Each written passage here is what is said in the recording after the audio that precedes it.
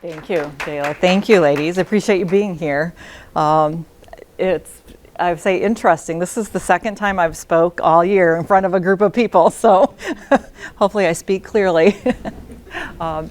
So I wanted to start with, I found this really interesting. I do a monthly newsletter in my Image Matters news, and it's filled with executive presence and personal brand content. And last month I did an article on how weight fluctuation through COVID, and it was handling a weight fluctuation crisis, which definitely impacts your wardrobe, right? So I thought how apropos for our time together today.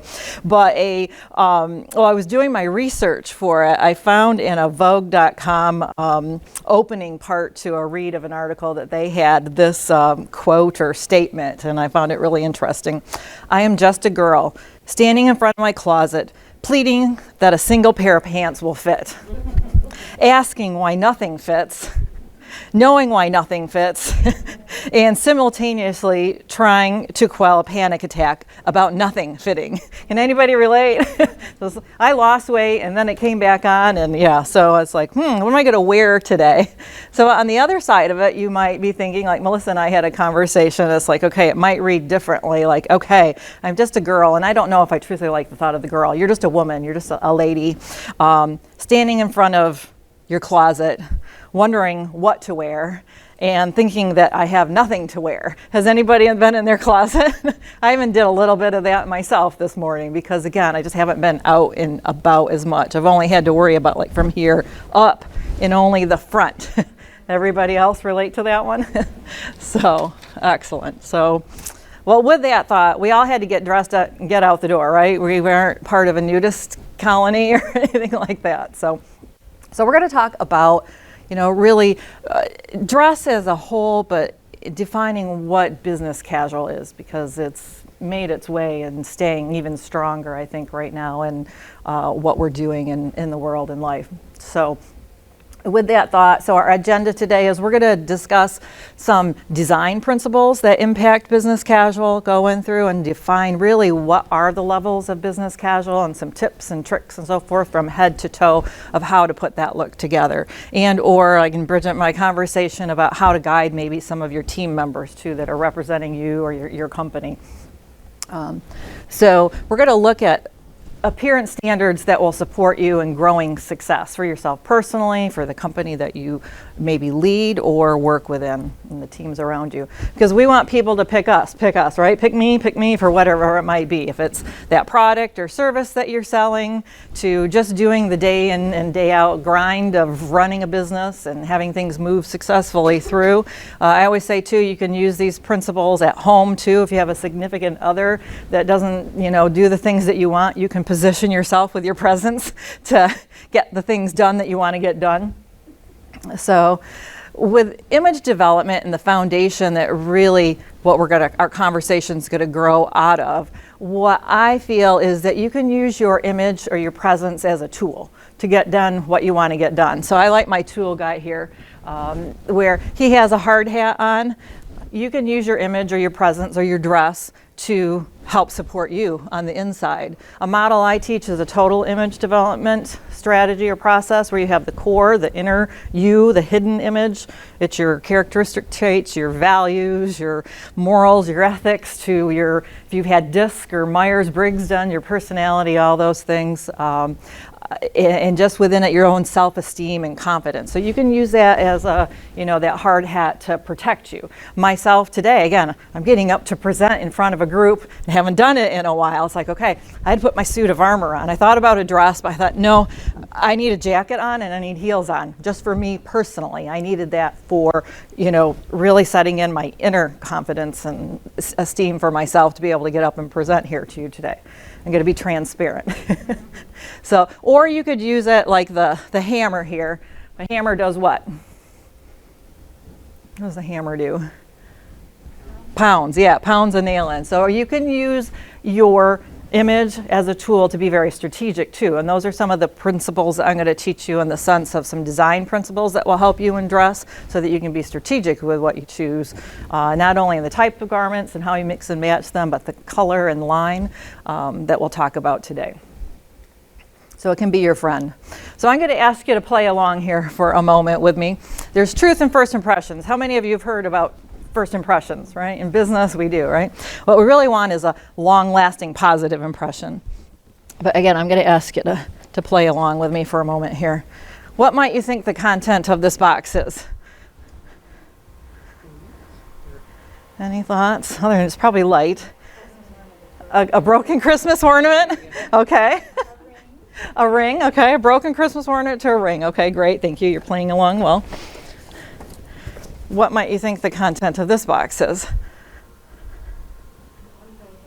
An unbroken is, okay. A gift, okay. The level, why is maybe a gift has gotten a little bit more special, it sounds like. Why is that? It's neat. Oh, yeah, it's a brown paper package tied with a string. Yes, okay. So our value may be raising. Okay, excellent. Okay, perfect. You played perfectly along. Okay, visual impact occurs in 7 to 20 seconds. Recent statistics are even lower, and I can't tell you the exact source. I don't know if anybody here knows, but I heard 3 to 4. So what that means is when you walked in the room, you decided if I had anything to offer or not. So that's how powerful how you present in your visual presentation to, or even on into, say, with the tone of your voice, even before you speak the spoken word, the tone and volume of how you're speaking too. So there is power in visual presence in that. Thank you. Give yourself a hand, a round of applause there. Excellent. So what we're going to, again, teach you today are some tips and tricks that can help you craft a presence so that you have the visual impression that you want, that you're seen as a professional, not an amateur, and ultimately, at the end of the day, create the successes that you want to have. And learn to breathe and take water. So there's power in nonverbal. We just saw that live and in person here. So when we think about this, with my gentleman here, we won't see too many guys on the screen here today, but a few. And our lighting's impacting this a little bit. I think you can still see close enough. But if you close your eyes and look back at my guy here, or look away and look back at him, where's your eye drawn to? The tie. Okay, do it again. Where's your eye drawn to? Yeah. So the only thing that's changed is the color of his tie and his shirt. So what this is just in better harmony with his own natural coloring. So color can lead the eye anywhere on the body. So business, we want it to come up to the face. We'll talk a little bit more about that later. Next, we're going to see Caitlin. Caitlin was a client that came to me. She had just finished a master's in communication, was starting a business, and she was going to be doing some speaking and so forth. So do you think she'd be causing some problems, creating some risk for herself if she went out to try to establish a speaking career here as a working, busy mom? Do you think she sealed more deals here, opened more doors to be able to go on the quest of what she was wanting to do in her entrepreneurship journey like we're all on here? Right. Yeah, that's just the power of presence working for her. Next, we have Sue. Similar client came to me. She was an RN. She was living in scrubs. That's what I did. I have a healthcare background. I was a dental hygienist for years. But scrubs, had her hair pulled back, mask, the stuff we're all doing now. But she was going to be starting a wellness business, a coaching wellness business. So with that thought, she wanted to come into companies to be able to do that. So she was going to be meeting with HR, marketing maybe, higher level, the C-suite individuals. So when we met and worked with Sue, this was one of the looks, and we'll explore a couple of other looks. So again, amateur, professional. So who are you going to do business with? That's the power of presence in the sense of attire and the visual sense working for you. So what we want to do is move you through a quick journey here of how you can use and better establish a professional look to support you in all that you do. So how many of you have been told to dress appropriately or told your people, dress appropriately? Well, what does that mean? You know, it's suitable and proper, but I think business casual was brought in to kind of save the day, but I think it's made it crazier. Do I believe you have to be in a suit? No. I love my jeans. I love my sweats. but it's just how it's done that you need to consider, and that's what we'll spend some time on today. So when we think about dressing for success, there are 3 areas you really want to hone in and get right. And that would be first your 2 pillars of image or style development. And it would be the same if an interior designer came in or a web designer to an image consultant would be, as that's color and line are your 2 pillars to style development. So we're going to introduce you to those today. Next I say fit, because I've seen many a great look ruined by poor fit. Women, we tend to go into a dressing room, try things on, and when it doesn't fit perfect, we get upset and we leave it in the corner or hang it back out on a rack and don't think about it, when possibly with some simple alterations, it could have been a great piece for you or a great look or full outfit for you. So fit is key. And then with the thought of finishing, like you could have everything going on nicely with your garments and the ensemble that you're in, but how you groom and finish and just those fine-tuned details of finishing, or an earlier conversation we had of poor oral hygiene to bad hygiene in general. What many of us might think are basics, others are lost on. So, which that might be more for a one-on-one private conversation. But those are those 3 main areas: color and line, fit, and finishing, to bring it all together. So we want to introduce you to line and design principles. And you have a 2-sided handout that I put together for us today that as we move through here, on the front page where it says, "What does your image say?" that is a section of questions. What I would encourage you to do is, after today's session, once you've learned what I've taught and you've seen and you've studied some of the strategies and tips and so forth that are also included in your handout, that you find a comfortable place, a favorite beverage, whatever it might be, and go through and answer those questions for yourself. It's a good journey into then thinking of like how you can really implement some of these pieces to help you, again, grow your presence for yourself. So when we think about dress for success and the line and design, the thought of horizontal line we've all been introduced to when we think about bodies and dresses, women, through many articles and wherever you might be able to get information today. There's a whole host of things. You've probably heard of people being an apple or a pear or an A or a H or a V and so forth. Those are your silhouettes of your horizontal proportions. Today we're not going to go into that. What I want you to know is, we probably all know, if I ask each of you individually right now, you could probably tell me where your challenge area is. What's the bigger part of your body?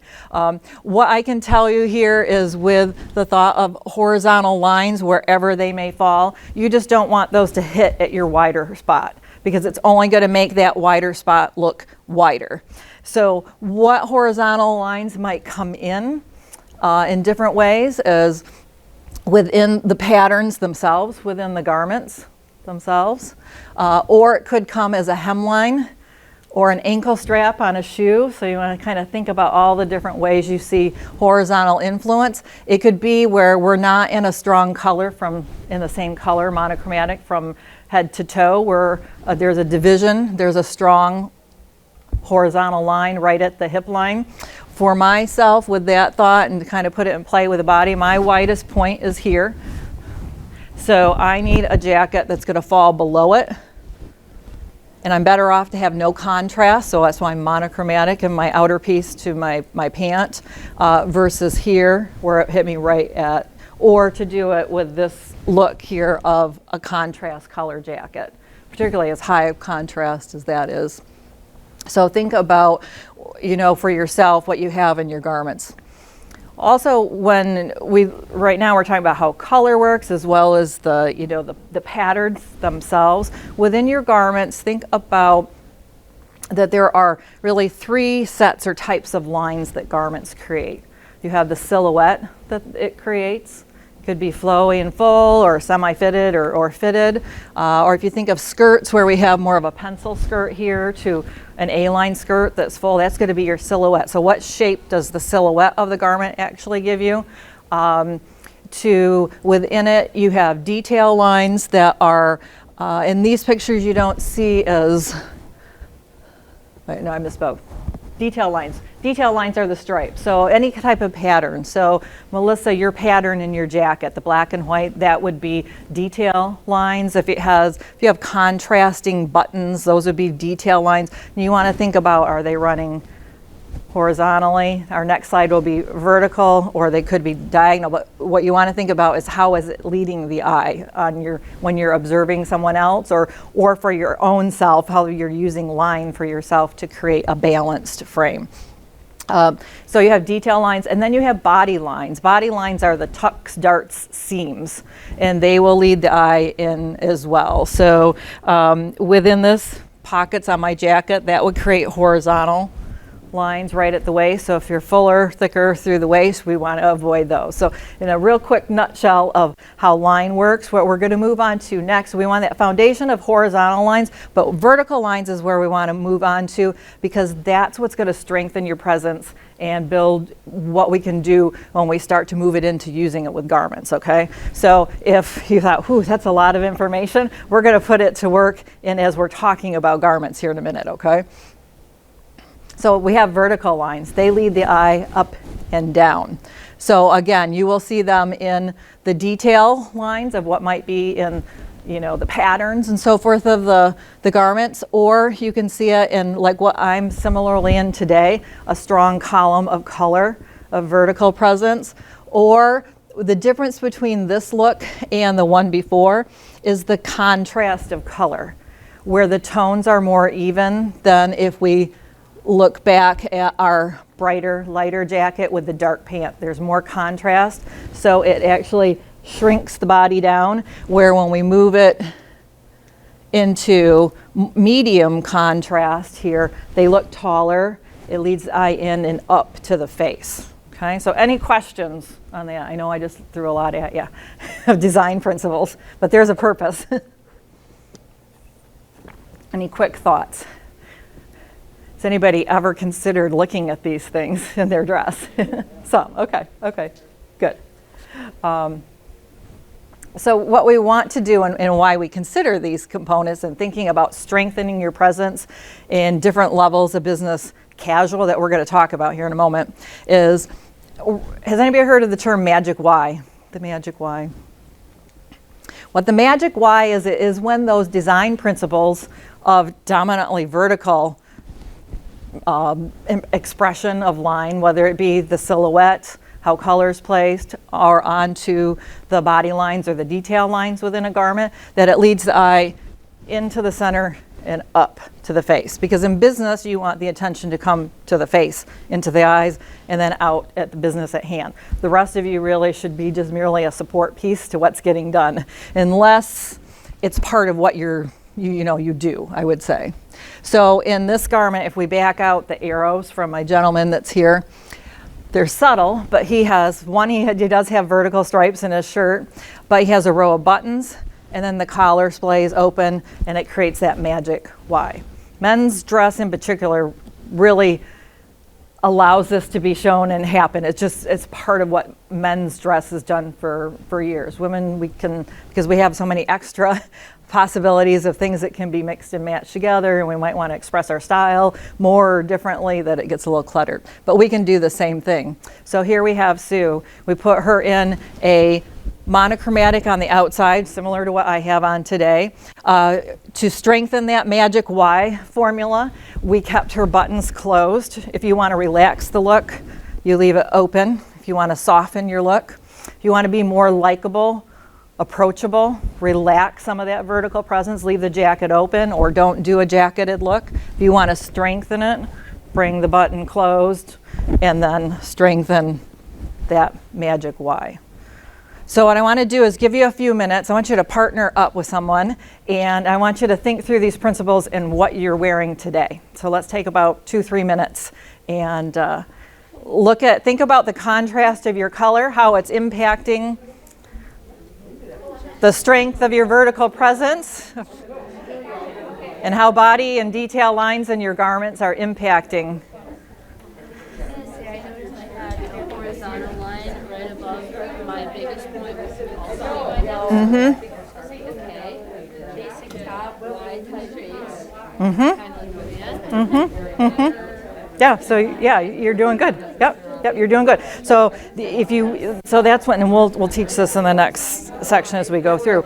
If you're wanting to be more relaxed in your presence, more likable, approachable in your appearance, we're doing great. If you want to step in and be seen more authoritative, credible, that type of thing, then you would add a layered piece over it.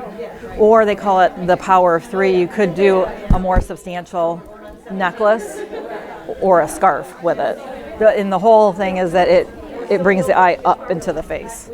But yeah, you're doing good. No, I love the slideshow. I feel like I'm actually, didn't even think about the genuine stuff. And then when I put something on, I feel like everyone knows, oh, I don't put this on me, but I never know why, you know? Okay. Kind of Explains, yeah. Oh, good. Excellent. Well, we're doing a whirlwind approach to it, so. So good. So I'm gonna just take a quick wander here and see how everybody's doing. But it looks nice. How are we doing? Any questions or thoughts? What you're discovering? Yeah, like the necklace. I like the wide line. Okay, yeah, the magic wide. Excellent. Yeah, and it doesn't have to be layered. You're right. Like the jewelry piece can create that too. So with your accessories and your finishing. Perfect. Good. How you ladies doing? What have you discovered? She's wearing a turtleneck. Her jacket has a natural Y-shaped. Yes. And then my shirt, the jacket. Yep. Very good. The horizontal and all black. I guess hers is like the pattern. Hopefully this hits at the right waistline. Yeah, I think you are. I've never really thought about that too much. Right. Yeah, it's not something, I didn't either until I was trained, educated on it. So, yeah. So it's an initial phase of, understanding and seeing that these things do guide the eye of the onlooker, and if you want to balance your frame and have a fully coordinated look, that these types of things will help you create that for yourself. So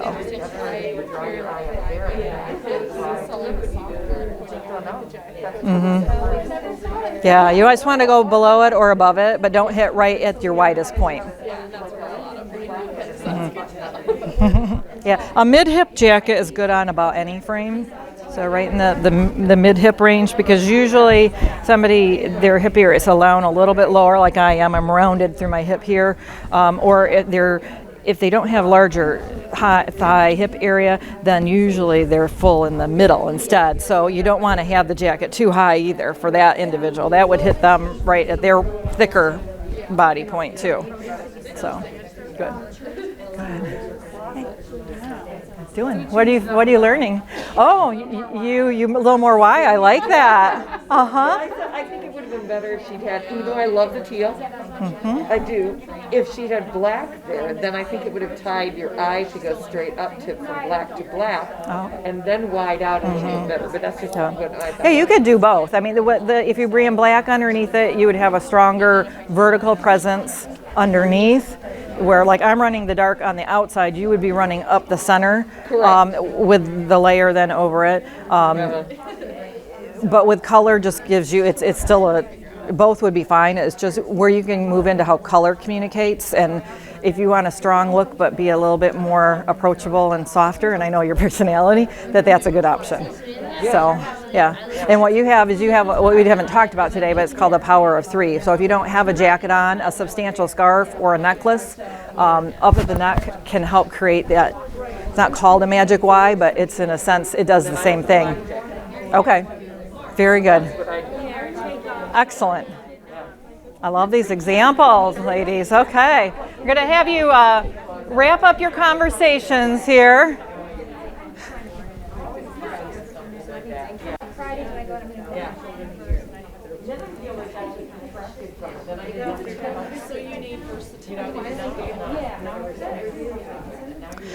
So we'll have maybe do I have a couple of you who'd be volunteers to share what you learned about what we were trying. I know I made it over here for conversation. So Anybody want to share what they learned? About the V, we were talking about accessories in a real easy way. Just probably some Yeah. you saw too, scarves and necklaces and lapels, or I mean that is a real easy way to do that. Yeah, so which, and I know, and I'm on mic, so I'll repeat a little bit of what you said. So with the thought that with accessories, with the necklaces that we have the ladies in over here, that can create some of that for you, whether you have a jacket or not. It actually helps strengthen it even more because it's a duplicate of it, of that vertical presence, and then the magic Y up to the face. So very good. Anybody else like to share?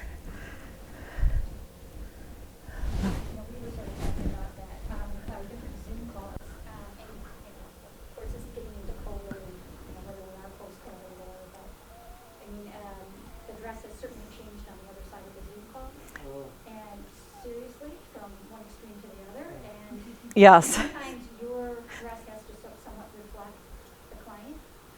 And so going from a 10 o'clock call to somebody who's way on this end, and a 3 o'clock call to somebody who's very buttoned up and maybe in a suit and tie. So, kind of having the versatility with it. Or just to recognize that, your dress has got a really good to change. Yes, that's a wonderful point where, yes, sometimes you need your dress to be able to transition with what your day is. I know years ago I had a client who, she was in real estate back when she could be, out and about a whole bunch, and she was saying, like, oh, I have to change my clothes for every client. It's like, no, you don't. You need to define what's right for you and your style, and then maybe you have to be able to do like what you're, sharing is make some minor tweaks to that, slip off, we'll borrow from men's dress. You can take your suit jacket off if your sport coat off and relax the look. So, look at ways within, removing that layered piece or, just changing a simple accessory to soften the look and or strengthen the look can allow you to do that. Color can allow you to do that too. We're not going to go into looking at how color communicates, but you can find all wealth of information of that online. I'd encourage you to study color more in depth. Melissa and I, we were talking about her outfit because we were talking about how she has, now she's buttoned herself up. She could wear that outer layered piece positioned open. That's going to, which is nice. That creates lots of looks for that. Yeah. But the feel of her look too, we could strengthen the look by changing the underpinning piece color to black. Yeah. How color communicates. But again, if she wants to be a little softer, a little bit more approachable, a little bit more down to earth type of feel, then I would keep a color in that's going to help allow that to be seen and felt. That would make her, but because I'm not good at this at all, I've gone with a lot of white, nice but white t-shirts. Because Okay. little collar, but all white, and then I can put on like a LL Bean fleece. Mm-hmm. I'll put on my coat or my blazers with velvets for the other. Okay. When I get a white, it's just white. Okay. I like the idea of white better than black, and anybody who's black lovers out there for their garments, no offense taken, please, but I have a fully packed closet and not one black piece in my closet. I don't even have black shoes. But black's not the save-all that fashion has tried to make it to be, that other colors can work very well and in the same manner. So I like that you got white versus black right up by the face. There you go. I like that. Thanks for sharing. Good. Any other quick learning lessons here that you'd like to share? So, do you mind if I point out your scarf? That was a good thing too. Up here we talked a little bit. It's called the power of 3. And that, so if you aren't layered with a jacket on, a more substantial accessory piece up by the neck or the scarf here too, that will help create that vertical presence. Doesn't create as much, depending on how it's tied, the magical Y, but it does lead the eye in and up to the face. So it's the same concept or principle as the magic Y. So excellent. I tend to tie it this way more at work, and I tend to wrap it around more on the weekend. Okay. That's more casual. This is a little bit more formal.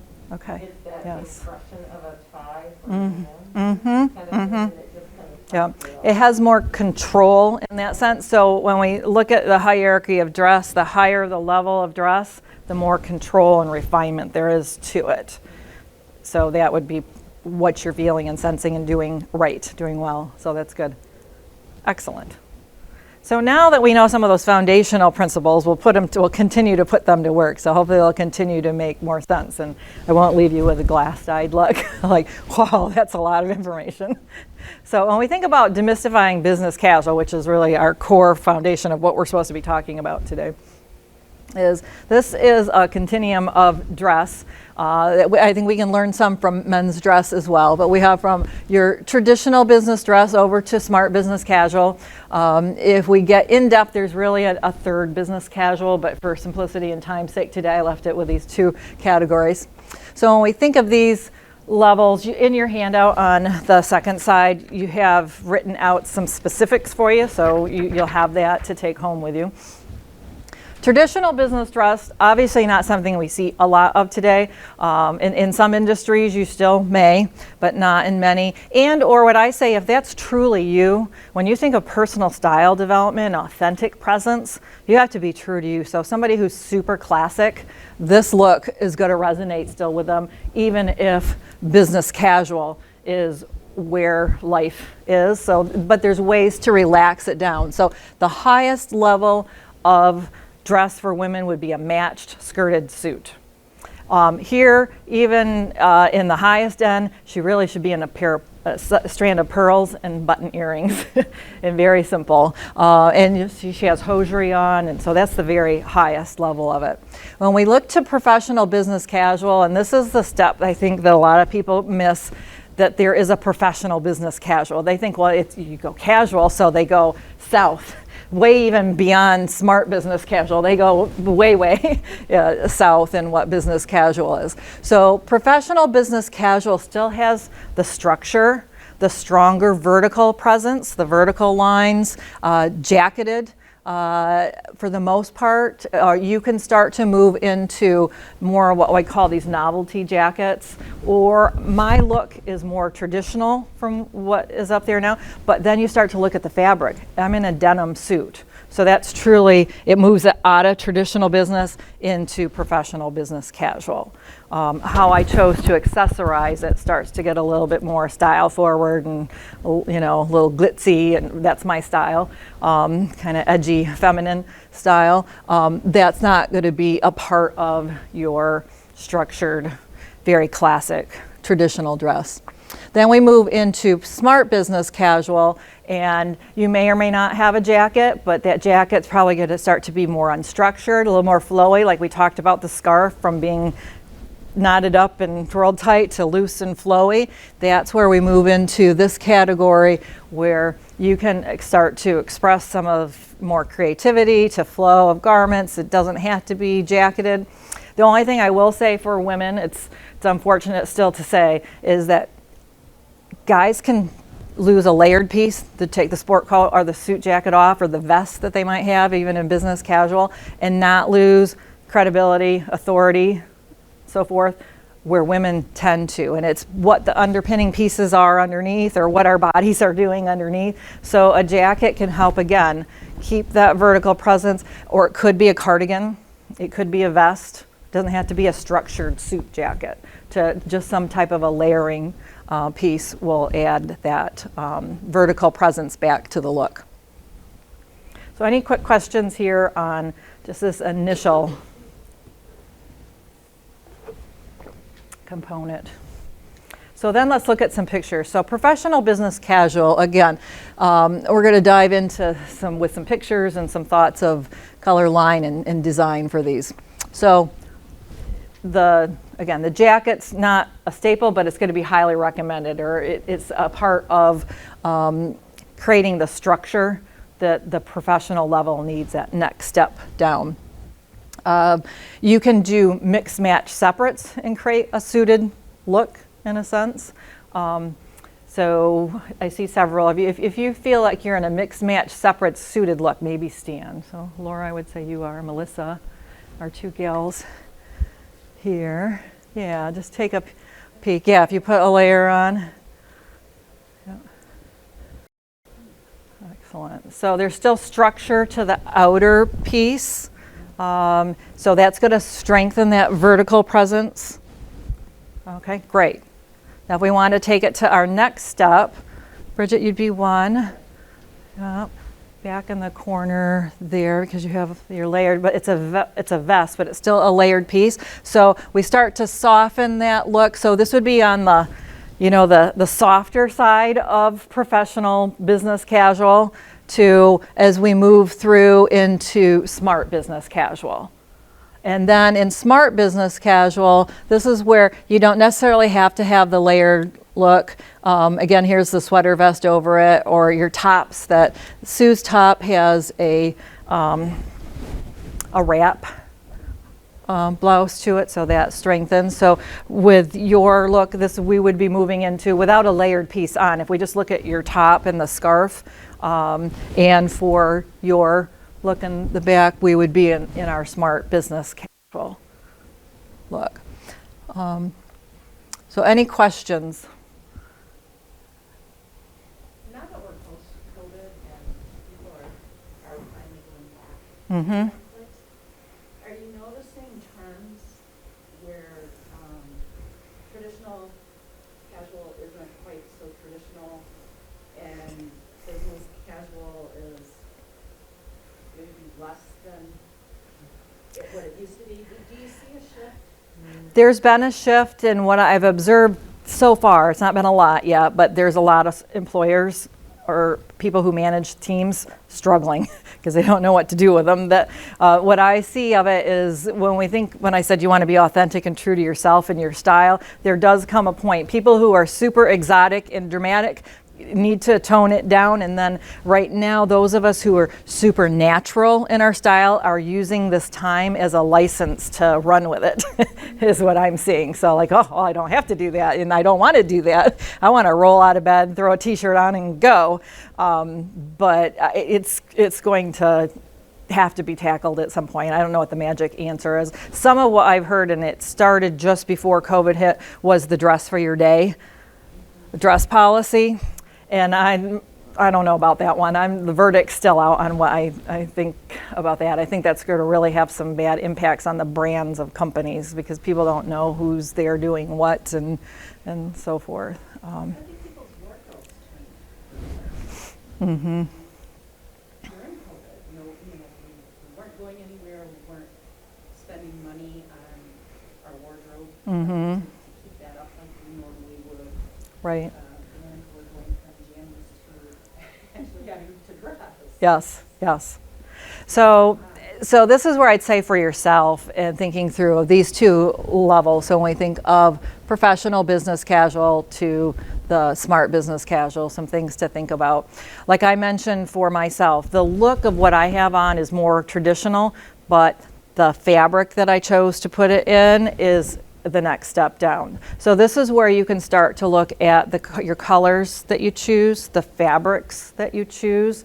They can help a look appear more relaxed and approachable, or stronger and more credible and authoritative. So when we think about color, what colors come to mind when you think of credibility, authority? Black, white, gray, blue. Yeah. Mm-hmm. And a navy, right? So a darker color. So darker colors, yes. If you want happy, approachable, likable, what colors come to mind? Yellow. Green, yeah, green's a good, yeah. So again, this is where I would explore, go online or contact me later, and there's a whole bunch on communicating with color. So let's say you need to be in this professional business casual look. So you're going to have more structure and so forth. If I wanted to soften the look that I'm in today, I could have gone to a softer color too. I don't know if this will mess with it might mess with my mic, because if I take my jacket off and had just this color off from the pants, it's going to relax or soften the look too. Or if I would have had a jacket on this color with the pants, it's going to, again, soften that look. It's not going to have as strong of a vertical presence. So think about how color works. When we move into these, with the sweater, if we all know what a cardigan's like, they're soft, they're drapey and so forth. So think about the feel and the structure of your fabrics that they're in. If they're more structured, heavier, they're going to hang more straight. That's going to strengthen vertical presence. If they're flowier and move out, that's going to squat and widen the look a little bit. It's going to soften the look. It's going to move it into more relaxed, more approachable, friendly. So think about how color and line will work. So as we've moved through this, I pointed out a few things, but let's partner back up with your, maybe somebody different, and let's think through these levels of dress along with what you were learning about horizontal and vertical line. So let's take a couple minutes and do that too.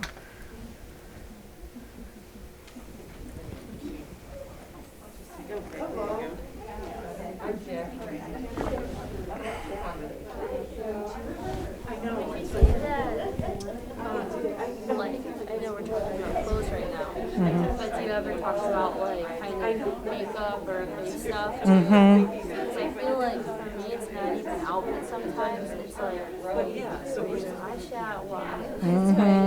I feel like if anyone has lipstick on, I automatically think they're like high up in their job. Okay, kind of elevates them. Okay. I was just wondering other ways to make it help. Yes, yeah. So where you want to, and I've got another program that's around the same things. Tomorrow's program I'm doing, we're going into that. We're talking about how you have the whole outfit put together, but then you need to finish the look.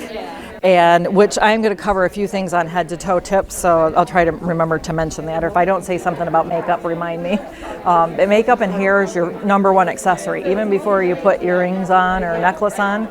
That doesn't mean that you have to be all made up, but just defined and well groomed. And have it in line with, and in balance and harmony with your own physical characteristic traits. So your coloring, your bone structure, and the 3 steps I use, it's color, line, and then clothing personality. So knowing what your style preferences are will guide you. Like I'm a girly girl. I took my name tag off. I'm a diva. So like I've got 5 colors of eyeshadow on, 2 colors of eyeliner on, 2 blush colors on, lip liner and 2 lip colors on. Some people would run the other way when they hear all that, like that'd be way, way too much. But so it's defining what's right for you. And then I know that in the business world, it's becoming more and more normal for people to wear their hair naturally. So I have an afro, but right now it's straight. But you got it straightened. So, that's just another route. It's natural hair. If you were to see my afro here, I feel like I'm running around like... Oh, I bet it's cute. See, I love natural hair So That's another thing that I feel like I don't know, whenever I'm preparing for days like this, or we have like career fairs and stuff, it's always like, okay, what do I do with my hair? I find this very helpful. Oh, good. Taking everything in. Good, I'm glad. So give you a few seconds to wrap up your conversations here again.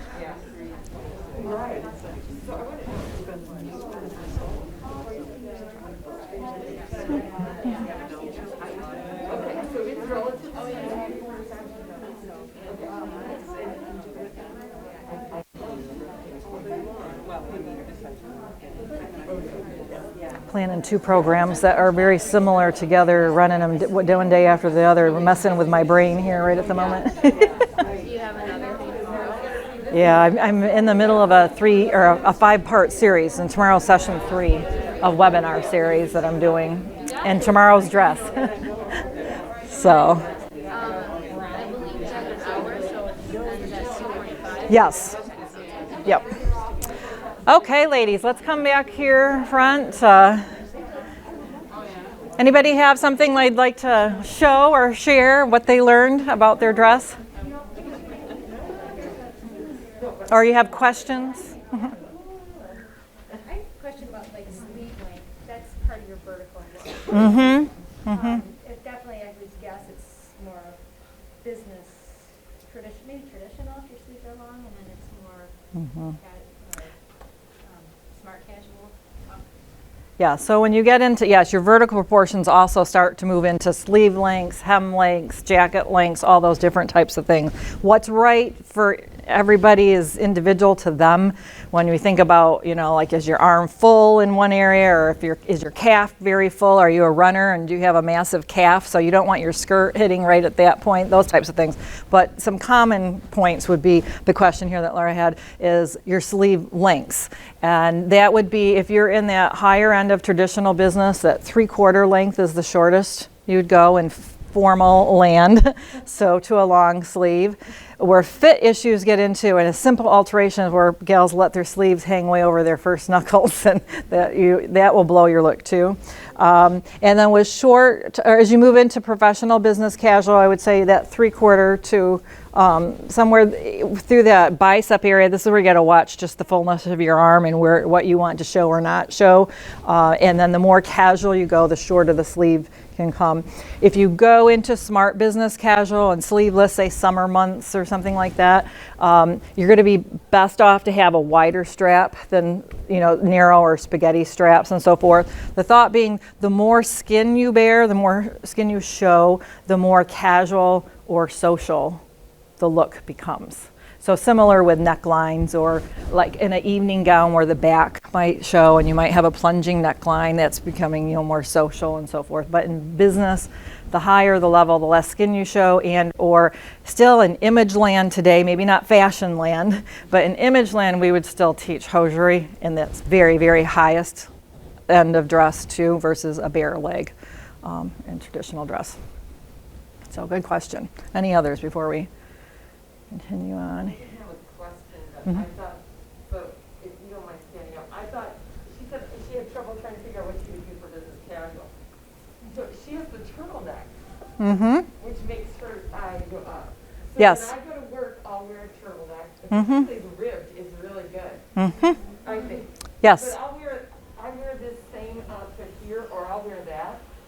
Okay, on the weekend, it's the t-shirt and the jacket and a pair of jeans with holes in the knees. And to work, it's the shirt, with the vest, like this outfit or that outfit. Again, to dress it up or down is so easy. Yes, with what you pair it with.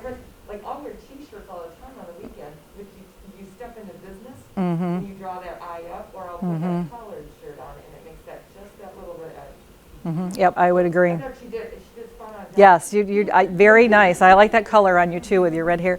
So, but yeah, so like with your turtleneck, it leads eye up, and then naturally those would be their detail / body lines, because they're woven into the weave of the fabric with the vertical lines with it, that it automatically leads the eye up. And then with your necklace, it creates that magic Y, even if you didn't have. If you wanted to lose the jacket, the blazer, it would still help you create that. Yep, excellent. So let's take a look at these 3 layers or levels of dress on the same individual. So this is Caitlin. So this is my mom, who finished a communications degree and was going to start a business and so forth. So if we look at her here, I don't know if my cursor's going to. So she's not really fully all the way to traditional business dress, but she's got that strong core of navy underneath up the center, that strong vertical with a structured camel colored jacket over. If she wanted to strengthen that look and have it look more traditional, we'd put her in a monochromatic look from head to toe, or a darker color on top. So a blue jacket or a darker color, so there wasn't the contrast. That's medium contrast from the jacket to the pants. Higher level of business is higher contrast to medium contrast in colors. High contrast would be what Bridget has on with the black and white, or Melissa has on. That would be high contrast. I'm more in medium contrast of my colors. And then a low contrast is more of a soft tone on tone and is not as much of a business color. It's more social. Here we see Caitlin in that professional business casual look. If she wanted to step it down a little bit but not go all the way to smart, business casual, what are some things you could see her doing to that look? What could she change up? Take the jacket off. She could take the jacket off, yes. Yes, pants. She could go to pants. What she starts to do with her accessories or her shoes could start to relax it or strengthen it. You could go either way. If you put a solid pair of pants on, And she is in heels. You know, it could strengthen a darker solid like brown with that. And then here we see her in a smart business casual look, that twin set where she could lose the layered piece off from it and obviously pair a whole bunch of different things off from that khaki pant. Another thing that we start to see is this trouser here is like a wool blend. Where we come down over here, we're in cottons and synthetics and so forth too. So you think about the types of fabrics that the garments are made out of. So if she goes to a red shoe in her smart business casual, does that make her too trendy? Is that considered too? Not specifically. Yeah, that's going to get into the individual. So somebody who's very creative in their style, somebody who has a lot of spunk and energy to them could carry that shoe color off with the color on the top and be fine. Someone who's more controlled and classic and refined, it might be too much for them. Yeah, good question. Thought there. So when we think about the well-dressed professional and just some head-to-toe tips for you here. In your handout, you've got the tips for creating a professional look. So really what you want is you want to create continuity, so you want things to harmonize and work together, and that for some can be kind of tricky. That's sometimes where looking at pictures can be helpful. Getting somebody to help you with those types of things can be a helpful thing to do as well. You want to select garments by fit, not size. So if you have to have a certain size in your closet, I'm sorry, there's no standardization in sizing. You should have 2 to 3 sizes in your closet.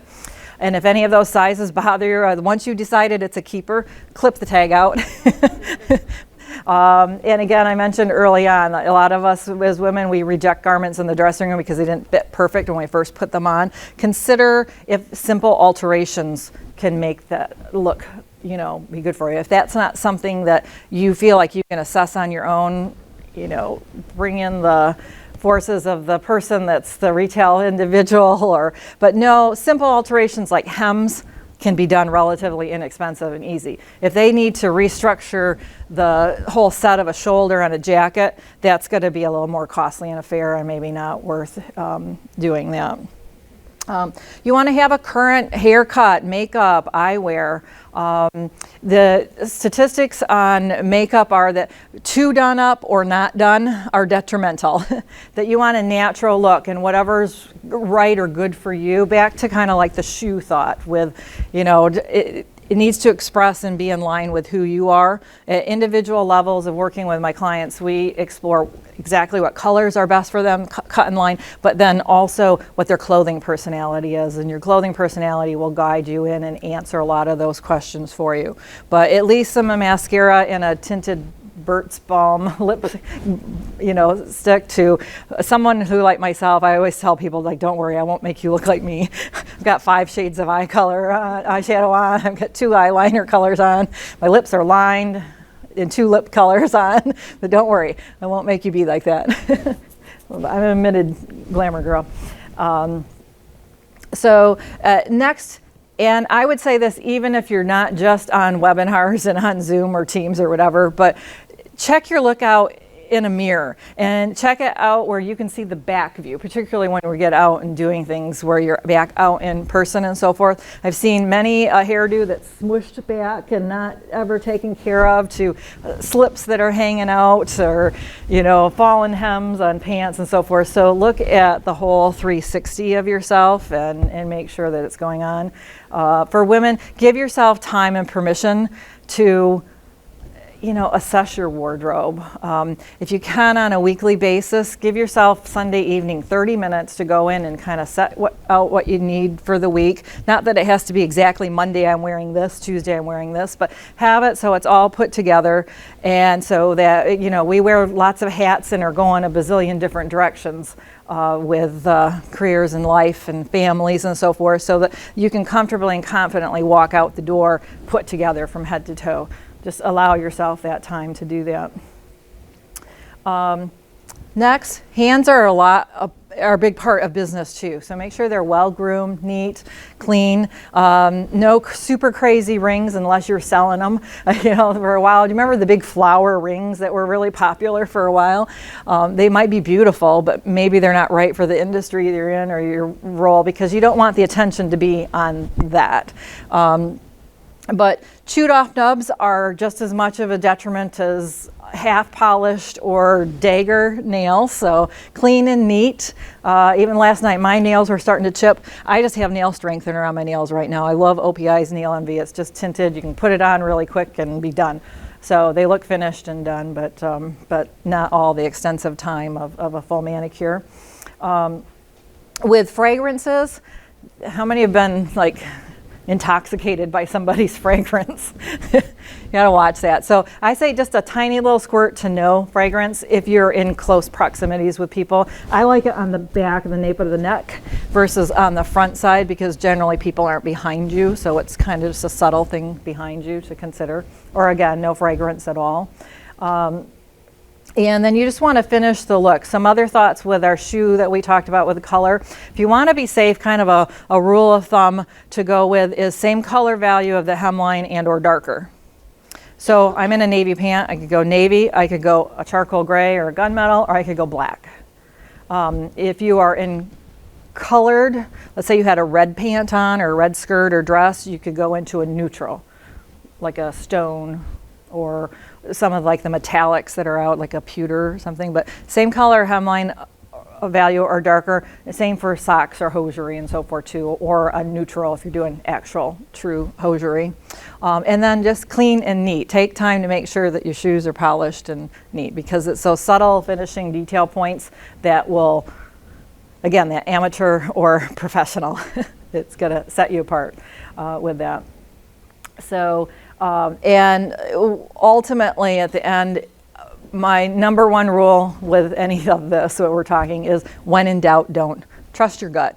Even if you're, it's not you're not an ace person in style, or it's not something that's super important to you for yourself or whatever, I would say just, if you're ever in doubt, just trust your gut on that one. So with that, as we start to wind down, I want to leave just a couple minutes for any questions, and I'm happy to stick around, but the thought that reputation is really a gift you give yourself, and dress and choosing the level or levels of dress that you choose to have a part of your repertoire of how you're seen, or it's a foundation to your brand as you work as a professional. So put that together wisely. And with the thought of mastering your communication, nonverbal, soft skills, dress really is a part of nonverbal communication. And it's what's going to allow you to position yourself and conduct yourself to make the greatest impression, to garner the successes that you want in life and your career. So with that, I encourage you to really think about, what does your image say? Take time to, again, grab a favorite beverage, comfortable chair, and answer these questions for yourself and start to implement some of these tips and strategies that we've shared today. And we're just kind of like on the surface of it. There's so much more. I could talk for hours. You don't want me to do that. And then when you get into what's right for one person, it's going to be different than for another. So that's where you really kind of think at a one-on-one or small group. So, but ultimately what is the differentiator is really paying attention to those little things, the little details that can either set yourself apart positively or negatively. And my goal is to help you set yourself apart, obviously positively. And just speaking from my own experience, I practice what I preach. I do. My life is what I teach others. So, and the benefits that I've seen for myself as well as the clients that I've worked with are multiples. So thank you for having me in, and we've got a few minutes here to answer any questions. I'm happy to take questions. Thank you. Yes? So what do you think of the whole capsule wardrobe idea, that I could have like 5 pairs of black pants and a pair of black shoes, and that's it? I mean, do you like that? I mean, do you think that does give people an easier way of doing it? I do believe in capsule dress. I teach it differently than that, though. Okay. So capsule dress, it's for anyone who's not familiar with the term capsule dress, you might have heard cluster dressing. It's the mix and match dressing that you might see out in the stores, or designers might design a capsule of garments that would mix and match together, or different styles so you get it so it fits your body right. Those are capsules or clusters. To kind of put this in line, there's another wardrobe strategy too called ensemble dressing.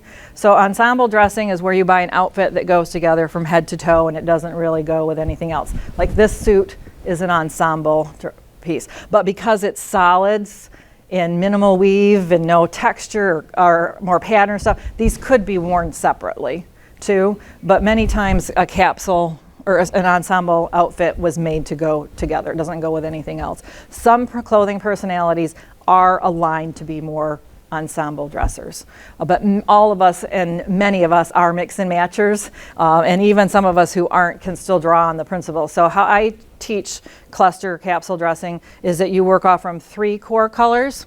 So black would be a core color. Core colors, if you think of traditional suiting colors, those are core colors. So these are core colors right here. You can go into like a wine burgundy tone and a dark verde green as well for a core color, but they have color to them. Is how these are kind of like your core neutrals.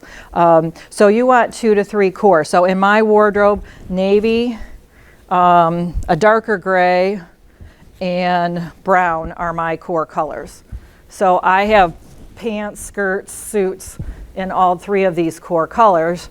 Then I know that I'm better in cool to neutral tones, so that when you start to add usually waist up pieces, you can put color pieces and bottom pieces too, but I could put on a pink blouse, sweater, jacket with any 3 of these core colors. I could put on green with any of these 3 core colors. I could put on a silver lame outfit with it if I want. My jewelry would be this. So it's the same principle, but if you have 8 to 9 key garments that all coordinate together, and the more you know about your personal style, the more you know specifically about color, line, and clothing personality for yourself, that garments will all mix and match together. So all of those, with 8 to 9 garments, you can have 30 to 40 outfits as you start to add in accessories and so forth to it too, or learn how to style your garments even differently than where you wear them a little bit different. So long story short, yes, I do believe in capsule dress or cluster dress. I just teach it from a broader point. You can do cluster dress. Let's say this shirt I liked. I brought this shirt in and I wanted to have garments that would pair with it. That I could build clusters off from just the pattern blouse, but it's more beneficial. You'll have more bounty out of fewer garments if you start with 2 to 3 core colors in solid fabrics, minimal weave or textures, no prints to begin with.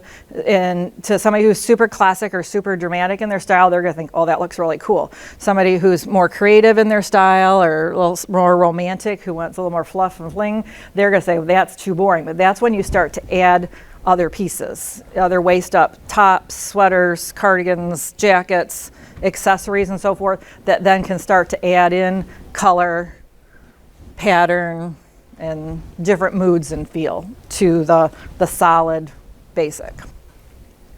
Well, thank you for that, Kelly, for that very helpful seminar. Thank you.